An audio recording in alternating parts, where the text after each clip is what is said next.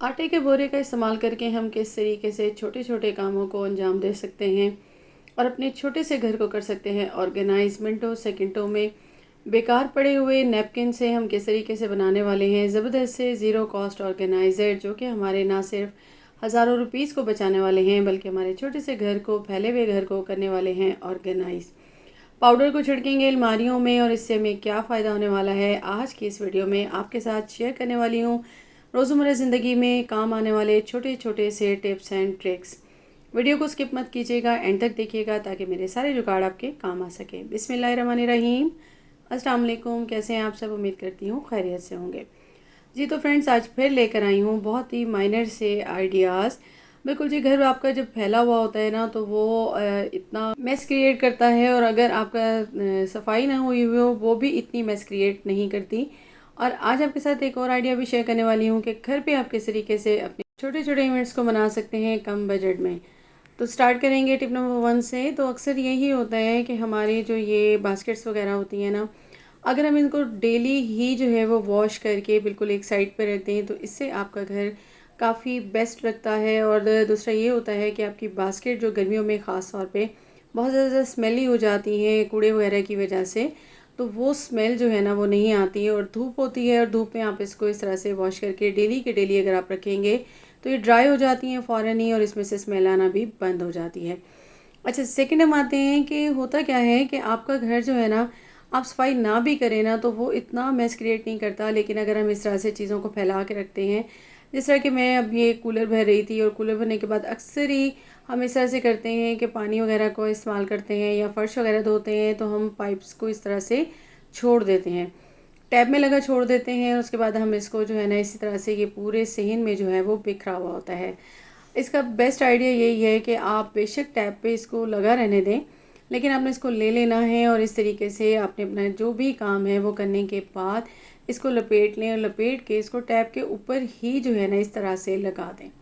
इससे से क्या होगा कि चीज़ें आपकी सिमट जाएंगी, और आपका घर छोटा सा भी हो ना, तो अगर आप सफाई रोज़ रोज़ ना भी करें, लेकिन अगर आप चीज़ों को बिल्कुल परफेक्टली जो है वो सेट करके जगहों पे रख दें तो आपका घर बिल्कुल नीट एंड क्लीन लगता है और मेस क्रिएट नहीं करता, और छोटा सा घर भी खूबसूरत सी लुक देता है। बिल्कुल जी, जिस तरह से अब आप ये देख रहे हैं कि सारी चीज़ें जब सिमटी हुई हैं तो ये बिल्कुल ही एक अलग लुक देता है और ख़ूबसूरत भी लगता है। नेक्स्ट आ जाते हैं। बिल्कुल जी, अक्सर यही होता है कि हम क्या करते हैं कि हमारे जो टॉवल होते हैं ना, तो इनको आप हर यूज़ के बाद जो है ना इसको आप धूप में लटका दिया करें। इससे ये होता है कि अगर आप वीक के बाद भी धो रहे हैं ना, डेली नहीं भी धो रहे, तो गर्मियों में जो है ना ये आपके कामों को आसान इस तरीके से कर देता है कि इसमें से जितनी भी स्मेल होती है वो सारी की सारी ख़त्म हो जाती है और टॉवल ड्राई हो जाता है। नेक्स्ट आ जाते हैं। तो अक्सर ये होता है कि आपके कपड़े जो होते हैं ना वो बिल्कुल न्यू होते हैं और आपने एक दफ़ा पहना होता है, या आप 1-2 घंटे के लिए पहनते हैं, और गर्मियों में न्यू कपड़ों को आप बार बार वॉश करेंगे तो उससे भी कपड़ों की जो है वो चमक दमक भी ख़राब हो जाती है। तो आप इनको जो है ना, जब भी आप बाहर से आएँ या आपने घर में थोड़ी देर के लिए पहने हैं, तो उनको धूप में इस तरह से आप लटका दें। इससे सारा पसीने की जो स्मेल होती है ना वो चली जाती है, और आपके कपड़े जो है आपको बार बार धोने नहीं पड़ते। इसका सेकंड आइडिया ये है कि आप जब भी कपड़ों को रखें ना तो फ़ौरन ही अलमारी में मत रख दिया करें। आपने धूप में सुखाए, उसके बाद आपने निकाले, और टेल्कम पाउडर होता है आपके पास या बेकिंग सोडा, आप इसका इस्तेमाल करें। इसको आप इसके ऊपर छिड़क देंगे, छिड़कने के बाद आप इसको हैंग कर दें। एक तो ये है कि इसमें से स्मेल भी बिल्कुल, जो अगर आपको फ़ील होगा ना कि पसीने की रह ना गई हो, और जिस तरह के हमें अक्सर ये डर होता है, तो वो भी ख़त्म हो जाएगी, और ये आपके आयरन के आयरन रहेंगे। जब आप नेक्स्ट निकालेंगे तो इजीली आप इसको पहन सकेंगे। अब आप इसको हैंग कर दीजिए, और इसको आपको दोबारा आयरन करने की भी ज़रूरत नहीं पड़ेगी, और इस तरीके से आपका काम हो गया है आसान। तो कैसा लगा आपको ये आइडिया?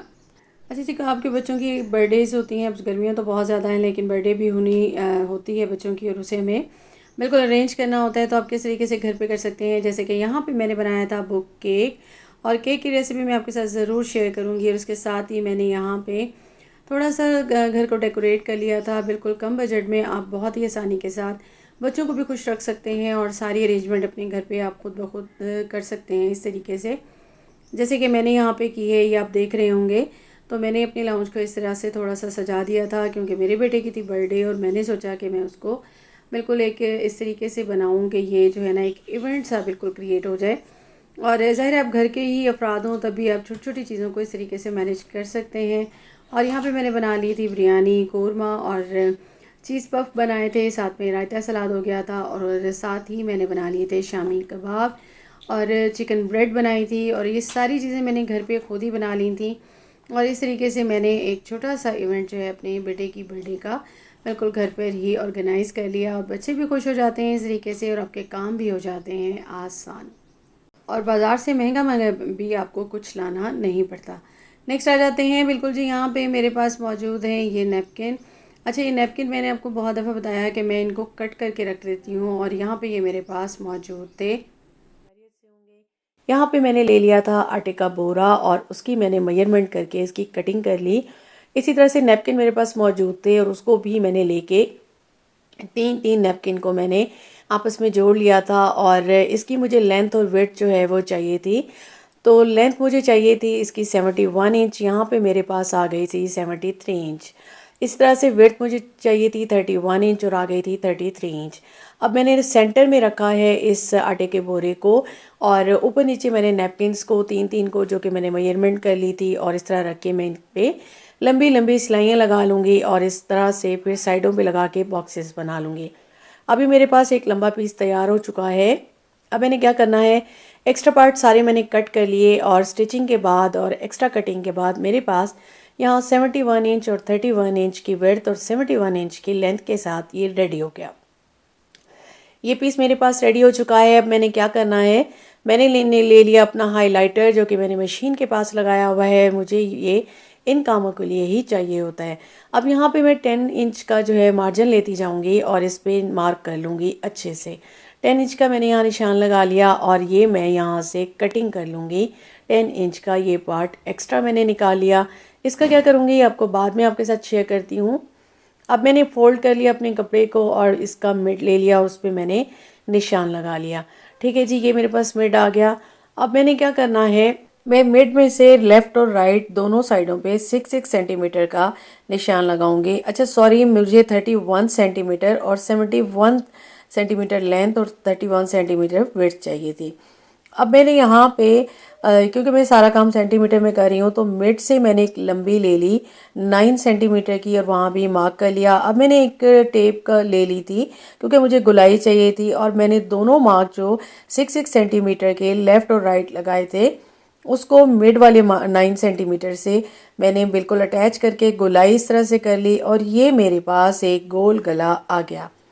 इसको मैंने कट कर लिया है यहाँ पे और ये देखिए बिल्कुल गोल आ गया है क्योंकि मैंने इसकी मेजरिंग कर ली थी और गुलाई के लिए मैंने टेप को इस्तेमाल किया था। आप गोल्ड प्लेट को भी इस्तेमाल कर सकते हैं। अब यहाँ पे मैं पाइपिंग लगाऊंगी और पाइपिंग के लिए मैंने कपड़े को यहाँ पे मेजर कर लिया गुलाई के हिसाब से और इसी तरह से 2 इंच की मैं इसकी जो है ना वो विड्थ लूँगी और एक लंबी स्ट्रिप मैं इस तरह से कट कर लूँगी।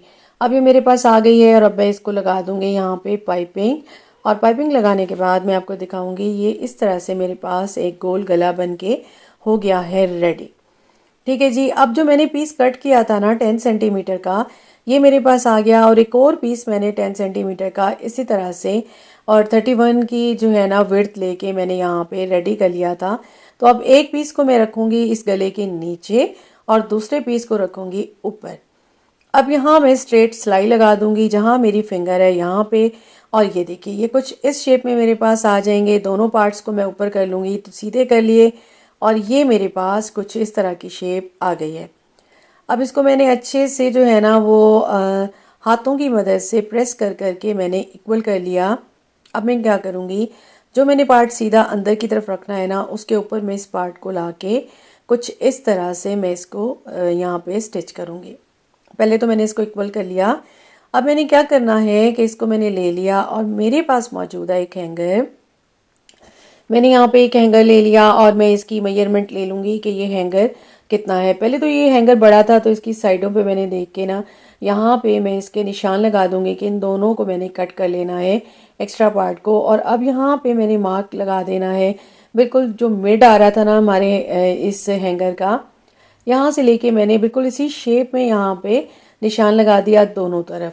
अब मैं इसको अच्छे से ज़रा गहरा कर लूँगी क्योंकि यहाँ पे मैंने लगानी है सिलाई और इसको मैं यहाँ से सिलाई लगाते हुए नीचे की तरफ ले आऊँगी। तो इसको मैं रेडी करने के बाद आपको दिखाती हूँ। यहाँ पे मैंने सिलाइयाँ लगा ली थी और ये कुछ इस शेप में मेरे पास बन गया। अब इसको सीधा करूँगी, लेकिन सीधा करने से पहले मैंने क्या करना है, यहाँ पे मैं ले लूँगी कैंची को और इसके जो एक्स्ट्रा पार्ट हैं दोनों जो हैंगर की साइड के, उसको मैं कट कर लूँगी। ठीक है जी, यहाँ पे सिलाइयाँ लगी हुई हैं, अब कट करना कोई इतना मुश्किल काम नहीं है। अब आपने क्या करना है कि ये साइडों पे सारे कट लगा देंगे, ऊपर की तरफ से भी, नीचे की तरफ से भी, जो साइडें हैं वहाँ से भी। इस तरह से ये आपको ना सीधा करने में ज़रा आसानी हो जाती है और आप जो भी चीज़ बना रहे हो ना, आपकी इजीली वो रेडी हो जाती है और उसको सीधा करेंगे तो आसानी से हो जाती है। कॉर्नर्स जो हैं वो इजीली सेट हो जाते हैं। अब मैं इसको सीधा कर लूँगी। सीधा करने के बाद आप देखेंगे कि मेरे पास ये शेप कुछ इस तरह की रेडी हो चुकी है। मिड में ये देखिए, ये बिल्कुल जी यहाँ से ओपन है, तो यहाँ से मैं इसको हाफ इंच जितना अंदर मोड़ लूँगी। और ये क्योंकि मोटा था तो यहाँ से सीना ज़रा मुश्किल है, तो मैं क्या करूँगी कि सुई धागा ले लूँगी और उसकी मदद से मैं इसको यहाँ पे अंदर की तरफ फोल्ड करके सी लूँगी, ताकि यहाँ पे हमारी थोड़ी सी फिनिशिंग आ जाए। वरना ये थोड़ा सा रफ सा लग रहा था, क्योंकि यहाँ जाहिर सी बात है हमने स्टिचिंग नहीं की थी। तो यहाँ पे मैं सुई धागे से स्टिच कर दूँगी। अब मेरे पास एक ऑर्गेनाइज़र रेडी हो गया है और अब मैं चाहूँ तो यहाँ पे जो मैंने ये बनाई थी जगह, यहाँ पे लेस लगा सकती हूँ। मैंने इसको एज इट इज़ रखा है।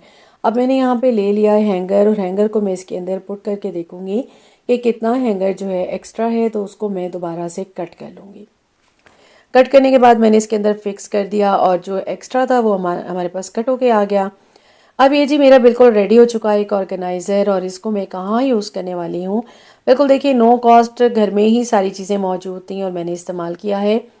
बिल्कुल जी, हमारे पास होती हैं इस तरह के काफ़ी सारी जो है ना ये क्लॉथ क्लिप्स होती हैं, इधर उधर बिखरी रहती हैं। तो यहाँ पे हम इसको ऑर्गेनाइज कर देंगे इसके अंदर। पहला यूज़ तो मैं करने वाली हूँ कुछ इस तरह से। आप चाहें तो इसको जो है सॉक्स वगैरह के लिए भी यूज़ कर सकते हैं।